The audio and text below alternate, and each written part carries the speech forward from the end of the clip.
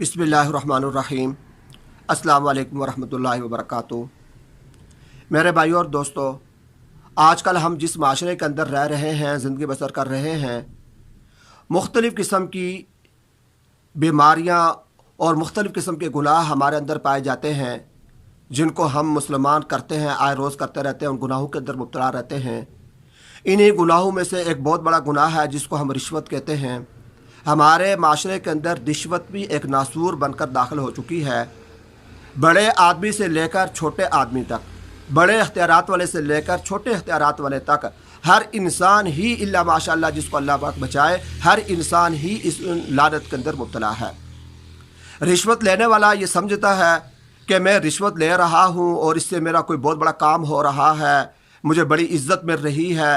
بعض اوقات لوگ جو ہے رشوت دینے والے کی بڑی عزت کرتے ہیں کہ عزت کے ساتھ اس کو پیسہ پیش کرتے ہیں تاکہ ہمارا کام ہو جائے۔ جو رشوت دینے والا ہے وہ یہ سمجھتا ہے کہ میں اس کو رشوت دوں گا تو میرا کام ہو جائے گا، تو بظاہر اس کے سامنے بڑی عزت والا معاملہ کرتا ہے کہ حضرت صاحب جی، یہ میرا سر جی، میرا یہ کام کر دیں، یہ ہو جائے گا، یہ ہے وہ ہے، اس کو عزت سے بلاتا ہے۔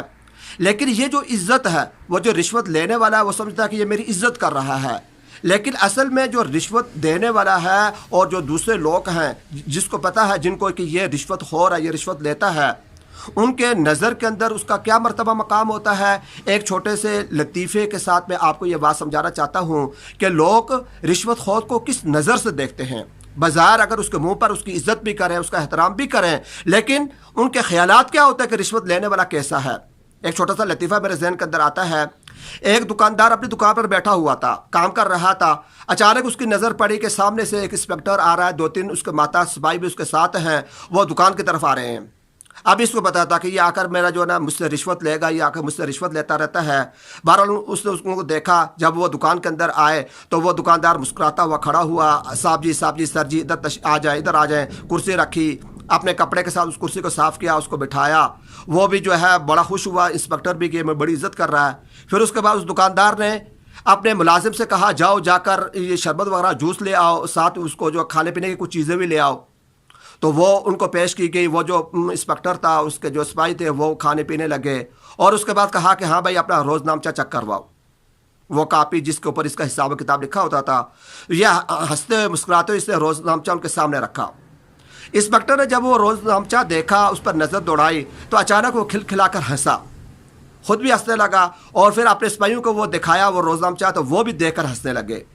وہاں پر لکھا ہوا تھا کہ جو اس نے جو روزانہ کے خرچے تھے، اس خرچے کے اندر اس دکاندار نے یہ بات لکھی تھی کہ کتوں کا کھانا، آگے اس نے رقم لکھی ہوئی تھی کہ کتوں کو کھانے پر میں نے اتنے رقم خرچ کی ہے، وہ اس نے تفصیل لکھی ہوئی تھی۔ تو وہ انسپیکٹر بھی ہنسا، اس کے ماتحت بھی ہنسنے لگے، دیکھو یہ کیسا آدمی ہے کہ کتوں کو جو کچھ دیتا ہے وہ بھی اپنے اس نامچے کے اندر لکھتا ہے کہ یہ میں نے خرچہ کیا ہے۔ وہ بھی ہنسنے لگا۔ بہرحال وہ جب انسپیکٹر اٹھ کر چلا گیا تو اس نے اپنا کیلکولیٹر سامنے رکھا اور حساب کتاب کیا کہ کتنے کا جوس آیا تھا، کتنے کے کھانے پینے کا سامان آیا تھا، سارا ٹوٹل کر کے وہ 150 روپے بنا۔ جو تاریخ تھی، مثال کے طور پر آج جو ہے 20 تاریخ ہے، اس نے روزنامچہ نکالا اور وہاں پر لکھا 20/3/2020، مثال کے طور پر مثلاً تاریخ بیان کر رہا ہوں، آج کی تاریخ لکھ کر اسے آگے لکھ دیا کتوں کا کھانا 150 روپے۔ میری بات سمجھ گئے ہوں گے؟ یعنی انسپیکٹر نے جو کچھ کا کھایا، جو کچھ اس سے لیا، جو کچھ اس نے اس کو پیش کیا، تو وہ اس نے ان کو کتا بنا کر اس نے اپنے کاپی پر ان کا نام کتا لکھا ہوا تھا، یعنی وہ اسے یہ سمجھا کہ میں نے یہ کتوں کو کھلا دیا ہے۔ تو میرے بھائیو اور دوستو، دیکھا آپ نے کہ وہ انسپیکٹر جو تھا اس کے پاس جب آیا تو اس سے بظاہر اس کے سامنے بڑی عزت والا معاملہ کیا، اس کے ساتھ ادب و احترام سے پیش آیا، لیکن اس کے دل کے اندر اس کا مرتبہ مقام کیا تھا کہ وہ اس کو کتا سمجھتا تھا، اس لیے اس نے اس کا نام کتا رکھا ہوا تھا۔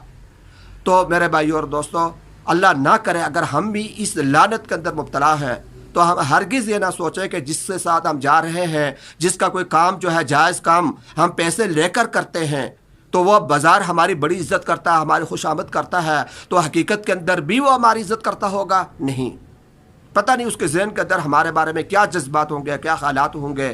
تو اس لیے ہمیں اس لعنت سے بچنا چاہیے۔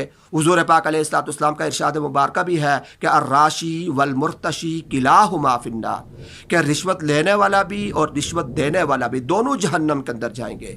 یہ ایک ایسی مصیبت، ایسی لعنت ہے کہ دنیا کے اندر بھی رسوائی کا سبب بنتی ہے اور مرنے کے بعد وہ جہنم کا مستحق بن جائے گا۔ اللہ تبارک و تعالی ہم سارے کے سارے مسلمانوں کو اس لعنت سے بچنے کی توفیق عطا فرمائے۔